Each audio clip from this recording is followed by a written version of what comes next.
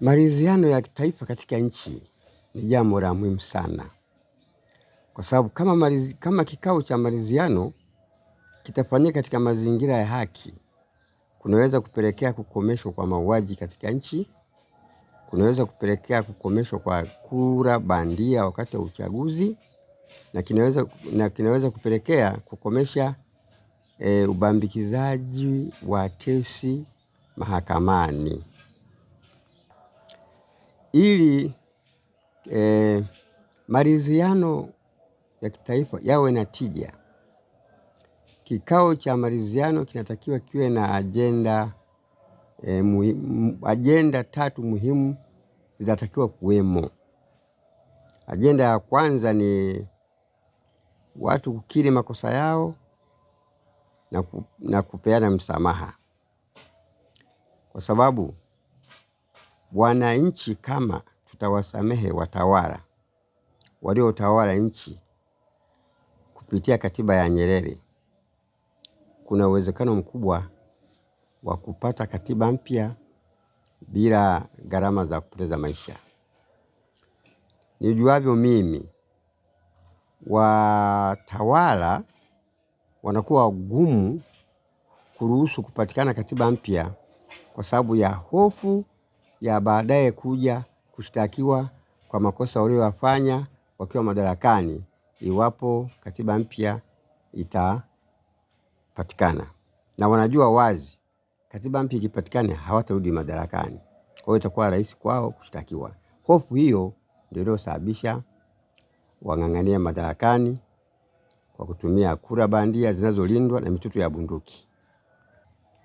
Ajenda ya pili ni kukubaliana kuhusu muundo wa bunge maalumu la kutengeneza sheria ya kuanzisha mchakato wa katiba mpya, kwa sababu bunge la sasa hivi ni la watawala tupu, halina sifa ya kutengeneza sheria ya kuanzisha mchakato wa katiba mpya. Sheria ya kuanzisha mchakato wa katiba mpya inatakiwa itengenezwe kwa ushirikiano wa watawala na wananchi wanaotawaliwa. Ajenda ya 3 ni muundo wa bunge maalum la katiba. Muundo wa bunge maalum la katiba na wenyewe unatakiwa utengenezwe kwa ushirikiano wa watawala na wananchi wanaotawaliwa, ili kupata bunge litakalo tengeneza katiba itakayotenda haki kwa watawala na wananchi wanaotawaliwa.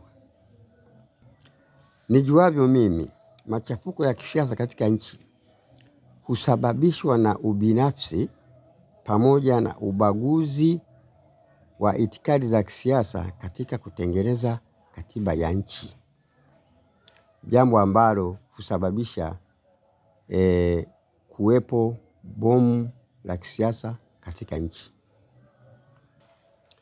Bomu la kisiasa lililolipuka tarehe 29 mwezi wa 10 2025 lilitengenezwa na Nyerere mwaka 1965 baada ya Nyerere kufuta katiba ya uhuru iliyoandikwa na Mwingereza ambayo ilikuwa na mfumo wa vyama vingi na kutengeneza katiba ya mfumo wa chama kimoja ambayo mpaka leo ndio inayoendelea kutafuna nchi yetu, pamoja na kufanywa mabadiliko mbalimbali, lakini bado kinazaria inaonyesha ni katiba ya vyama vingi, lakini kiutendaji ni katiba ya chama kimoja, kwa sababu nguvu zote za kuendesha serikali na nchi zimewekwa kwa mwenyekiti wa chama tawala kwa kiini macho cha ukuu wa serikali na ukuu wa nchi,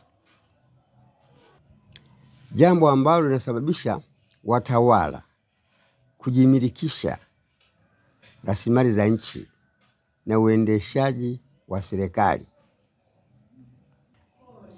Nguvu hizi za uendeshaji serikali alizopewa mwenyekiti taifa wa chama tawala ndio zinamfanya aamue kuheshimu katiba ya nchi au kutoiheshimu. jambo ambalo mara nyingi ndio linasababisha maisha ya wananchi katika nchi kuwa mabaya. Katiba hii haijaweka mazingira mazuri ya kuwezesha wananchi kuweza kuwatoa madarakani watawala wanaoendesha serikali vibaya kwa njia ya amani.